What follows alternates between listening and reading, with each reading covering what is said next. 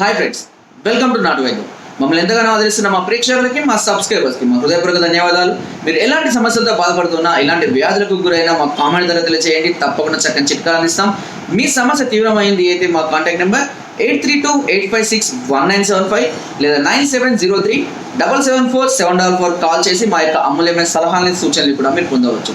So friends, ఈరోజు మనం ఇప్పుడు నేను చెప్పబోయే సమస్య ఏదైతే ఉంటుందో వినడానికి కొంచెం ఇబ్బందిగా ఉన్నప్పటికీ చాలా మందిలో దీని గురించి సంబంధించినటువంటి ఎన్నో రకాల డౌట్స్ అనేది ఉన్నాయి.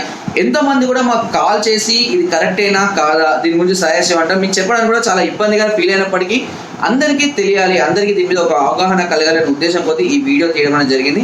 దీనికి ఏంటి అంటే చాలా మంది కూడా అడుగుతుంటారు, ఏంటంటే మలద్వారం గుండా సెక్స్ చేయవచ్చా? చాలా మంది కూడా దీని గురించి మమ్మల్ని కామెంట్స్ ద్వారా అడుగుతూ ఉంటారు కూడా. సో కొన్ని సందర్భాలలో స్త్రీలకు డేట్ వచ్చినప్పుడు కానివ్వండి, లేదా మరే ఇతర కారణాల వల్ల కానివ్వండి, కొంతమందికి ఇలాంటి వాటి మీద ఇంట్రెస్ట్ అనేది ఎక్కువగా ఉంటుంది. అయితే మలద్వారం ద్వారా సెక్స్ చేయడం వల్ల ఏం జరుగుతుంది, ఇది బెస్టా కాదా?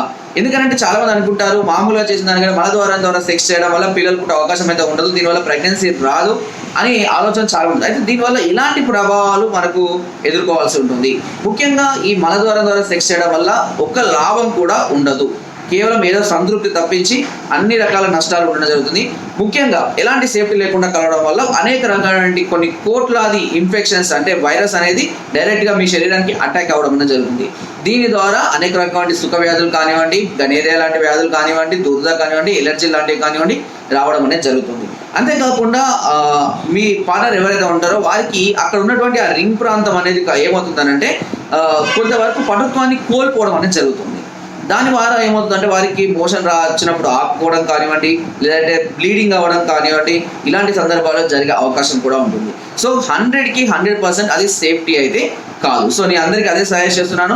ఈ విధంగా చేసే వారికి తప్పకుండా అనేక సైడ్ ఎఫెక్ట్స్ మీకు వెంటనే కనబడకపోయినా, కొంతమంది ఓకే నేను సేఫ్టీ యూజ్ చేస్తాం కదా అప్పుడు ఏం కాదు కదా అంటే, బట్ మీకేం కాకపోయినప్పటికీ మీ ఆపోజిట్ కాంటెంట్ అంటే ఎవరైతే మీ పార్ట్నర్ ఉంటారో వారి మాత్రం తప్పకుండా దీనివల్ల అనేక రకాల సమస్యలు ఎదుర్కొనే అవకాశం ఉంటుంది.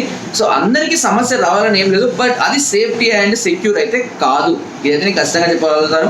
ఎందుకంటే ఇలాంటి సమస్యలు చాలా మంది ఎదుర్కొంటున్నారు. అది కరెక్టా కాదా, దీనివల్ల చేయొచ్చా లేదా? సో మీరు ఏదో కొద్దిపాటి తృప్తి కోసం ఇలాంటివి చేయడం వల్ల కొన్ని సమస్యలు అనేది ఎదుర్కోవడం మాత్రం జరుగుతూ ఉంటుంది.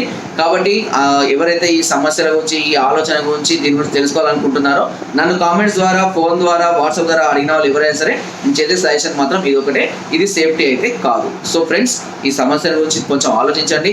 ఖచ్చితంగా దీని గురించి అనేక రకాల అనర్థాలు మాత్రం మీరు ఎదుర్కోవడం అనేది జరుగుతుంటుంది. సో ఫ్రెండ్స్, నా వీడియో కనుక మీకు నచ్చినట్లయితే ఒక లైక్, ఒక షేర్ చేయండి. మరిన్ని వీడియోస్ కోసం సబ్స్క్రైబ్ చేయడం మాత్రం మర్చిపోకండి. మీ అమూల్యమైన సలహాలు, సూచనలు నాకు కామెంట్ ద్వారా తెలియజేయండి. Thank you.